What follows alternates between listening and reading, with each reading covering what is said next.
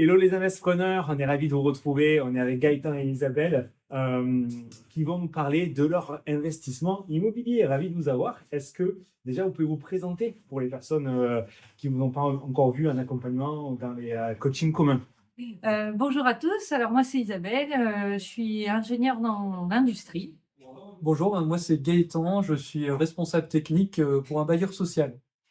Du coup, tous les deux, vous êtes arrivés dans l'accompagnement à quel moment? Alors ça fait un certain temps qu'on réfléchissait à se lancer dans l'investissement immobilier. On avait entendu parler de Julien et des investisseurs.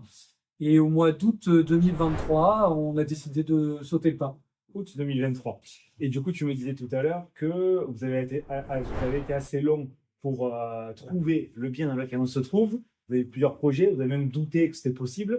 Et finalement, vous l'avez trouvé en quelle période? Alors on l'a trouvé à Pâques 2024, donc fin mars, début avril. Donc 9 mois plus tard, plein de doutes sur la faisabilité du projet.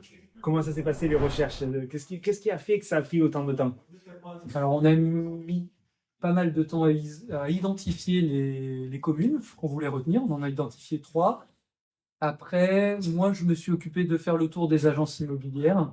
Et en fait, on a eu quelques difficultés avec les agences immobilières, le sentiment qu'ils ne comprenaient pas notre besoin. Disons que toi, ce que tu faisais, c'est que tu allais voir les agents immobiliers, de ce que tu m'as expliqué, en disant, voilà, je cherche ça, ça, ça, ça, ça, ça. Et du coup, ils te disaient, non, pas possible, ça n'existe pas. Ouais, alors ils me disaient non, c'est pas possible, ou alors ils me proposaient des choses Qui n'avaient rien à voir. sans aucun lien. Et donc, on en est venu à douter Oui.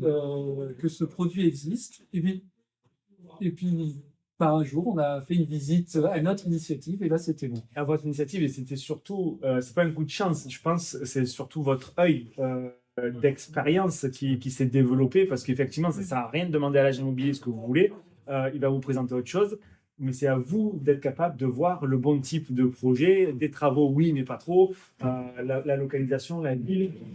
Donc, une fois que vous avez compris ce que vous cherchez, de suite, c'est beaucoup plus facile. Donc là, une visite, une offre. Oui, exactement. Ouais, on a développé ce que tu as dit, c'est-à-dire qu'avec le temps et l'expérience et les nombreuses visites, on a senti le bien où il fallait qu'on mette toutes nos chances. On a fait une offre. C'était bon. Donc, vous avez fait à quel montant vous avez acheté, quelle surface, quel type de bien? Je ne sais pas si vous voulez partager la ville ou pas, ou Alors, la région. oui, alors on est dans le Pas-de-Calais, à Boulogne-sur-Mer. Ah, et il neige derrière. Et une neige, oui. Donc là, c'est une maison de 180 mètres carrés, à peu près, qu'on a acheté 127 000 euros. Ok. 127 000 euros. Et combien d'appartements sur plan, au final, vous pensez faire? Alors, Vous êtes en train de faire? on est en train de faire 5 appartements, dont 2 studios, donc 2 T2, 2 studios, 1 T3. Dans les combles là-haut. Montant des travaux pour ces 5 apparts? On part sur 200 000 euros de travaux. 200 000 euros de travaux, mobilier compris. Mobilier compris. Ok. Donc ça nous fait un peu plus de 300 000 euros de budget d'enveloppe pour un montant de loyer total en longue durée. En longue durée, je saurais pas dire exactement. Là, on est parti sur à peu près, je crois, 2500 euros de loyer. 2500 x 10, 250 000, x 12, on va taper les 260 000, vous avez 26 000, 200 x 10, 260 000, donc on est un petit peu moins que les 10% de rentabilité, on va être autour de 9% de rentabilité, ce qui est très bien, sachant que derrière, vous allez les exploiter, certains en location courte durée, pour augmenter cette rentabilité-là. Tout à fait. Vu la localisation, on est dans une ville de 40 000 habitants. Aucun doute sur l'attrait touristique, sur... Alors, ça nous a beaucoup aidé la technique des fausses annonces. Ouais. Parce qu'on a testé et ça a permis vraiment de valider le projet parce qu'on a vu qu'en un week-end, on avait 35 demandes. Donc, 35, énorme. Location longue durée, courte durée classique, atypique. On fait 2 studios plutôt à destination des étudiants puisqu'il y a une université. C'est une raison pour laquelle on a choisi cette ville touristique. Qui avoisine aux 1 800 euros du mètre carré. Donc on est bien pour faire de l'autofinancement tel qu'on vous le recommande en location longue durée. Et après, on met des petits boosters. Vous m'avez parlé d'une thématique de la région. Ah oui. Alors, on va faire du Airbnb. Et en effet, Boulogne, c'est une ville qui a été marquée par l'histoire napoléonienne. Donc, on veut faire du Airbnb, peut-être sur le thème de la Grande Armée, etc., de cette époque. De façon à attirer à la fois des touristes, mais des personnes en déplacement qui cherchent des logements propres, rénovés et différents. Donc, superbe idée. Est-ce qu'il y a eu des difficultés? Comment ça s'est passé avec les artisans? Comment ça s'est passé de ce côté-là?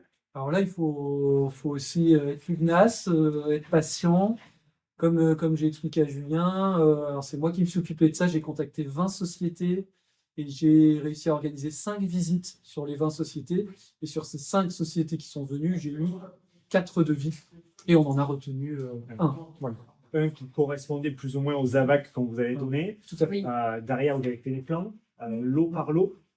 Du coup, là, on est en visite, on en profite, on revoit les plans voilà, pour essayer d'apporter encore plus de valeur. On fait quelques changements, on va faire les itérations, les revoir. Comment ça se passe? Les plans, on a suivi les conseils de Julien, c'est très important, on les a fait sur Internet. Et après, l'important, c'est de bien communiquer avec l'entreprise. Dès qu'il y a des changements, mettre les plans à jour, être réactif, voilà, et puis réfléchir à l'utilisation qu'on fait du bien. Et vous m'avez dit tout à l'heure, quand on déjeunait, que vous avez eu une mauvaise expérience avec les artisans, vous avez une crainte par rapport à ça. Vous avez réussi à passer outre? Oui, parce que on s'est servi aussi de notre mauvaise expérience, on va dire, pour voir ce qu'on voulait pas reproduire dans le choix des artisans, d'avoir vraiment le lien de confiance dès le départ. Et puis, donc là, on est plutôt très confiants.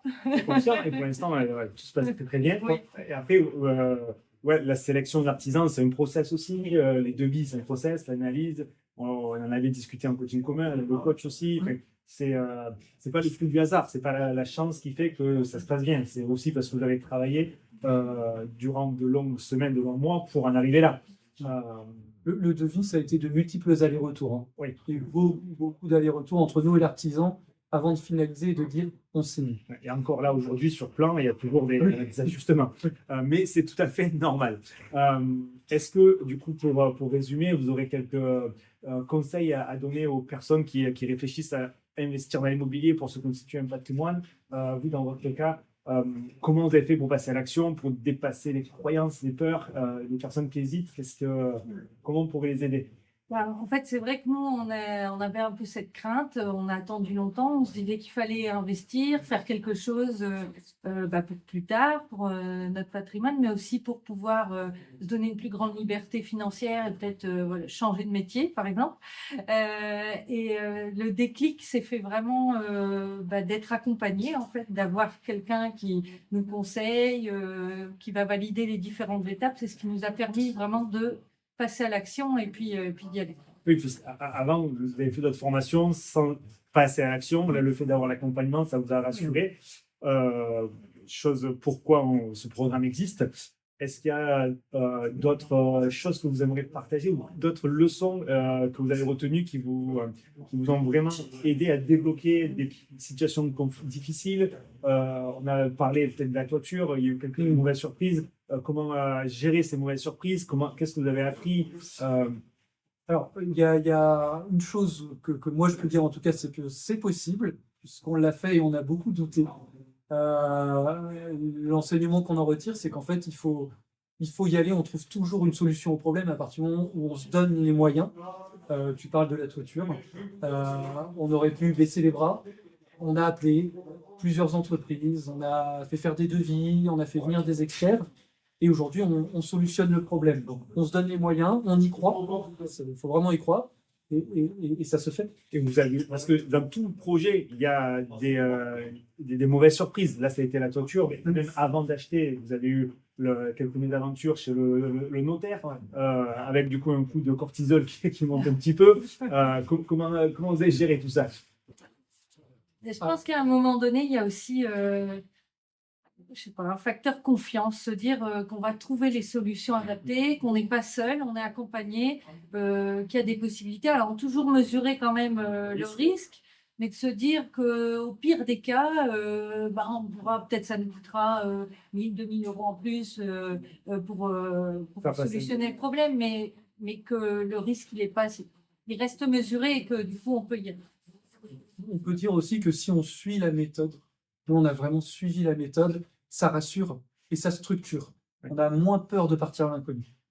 Ok. Eh ben, merci beaucoup et vraiment félicitations parce que le projet est super. Ça va non seulement s'autofinancer et faire même du cash flow en plus. Et vous êtes dans une superbe ville, euh, vraiment grande avec diverses populations et très touristique et un super coin pour laquelle du coup je découvre pour la première fois en faisant cette vidéo sous la neige. Mais c'est un véritable plaisir et je peux que vous féliciter de l'aventure et j'espère qu'on se retrouvera à la fois pour finir ce chantier et pour un prochain projet très rapidement. Avec plaisir. Et merci beaucoup Julien, parce que c'est grâce à toi et ton équipe qu'on en est là. Merci. Félicitations à vous quand même parce que c'est vous qui avez fait le travail. À bientôt pour une prochaine vidéo. À Salut. bientôt.